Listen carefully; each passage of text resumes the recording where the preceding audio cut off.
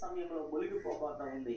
అలాంటి పరిస్థితుల్లో ఆ నావికుడు ఏం చేయాలో అర్థము కాక, అయ్యో నేను నడుపుతున్న ఈ ఓడ మునిగిపోతే మరి నా వల్లే ఈ ఓడ మునిగిపోయింది, ఈ ప్రజలందరూ చనిపోయారనే నింద నా మీదకి వస్తుంది అని ఎంతో బాధపడి వేదన పడి ఆయన దుఃఖపడుతున్న సమయంలో ఆ బాధను అర్థం చేసుకున్న తన ఏకైక కుమారుడు చెప్పారు, మరి నేను ఆ రంధ్రాన్ని మరి ఆపుతాను, లేకపోతే దానికి నేను నేను త్యాగం చేస్తానని చెప్పి ఆ కుమారుడు మరి ఒక్కసారిగా నీటిలోనికి మరి దూకి ఆ ఓడ కింద భాగంలోకి వెళ్ళి ఆ రంధ్రములో తన వేలిని పెట్టి మరి ఆ నీటిని మరి ఓడలోనికి రాకుండా ఆపడాన్ని మనం చూస్తున్నాం. నేను వెళ్ళ ఆ విధంగా చేయటం వలన ఆ ఓడలోనికి నీరు రాకుండా మరి ఆ ఓడ కాపాడబడింది. కానీ ఆ యొక్క నావికుడి యొక్క కుమారుడైతే అక్కడ చనిపోవడం జరిగింది. దేవుని బిడ్డలారా, ఈ స్టోరీలో మనం చూసినట్లయితే ఒక ఓడను రక్షించడానికి, ప్రజలను రక్షించడానికి ఆ పిల్లవాడు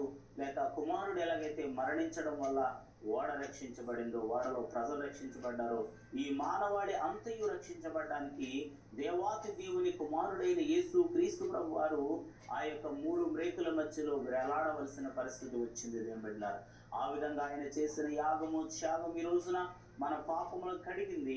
మనం నరకాగ్నిగుండంలోకి వెళ్లకుండా పరలోక రాజ్యములకు వెళ్ళుటకు మనకి అర్హతనిచ్చింది.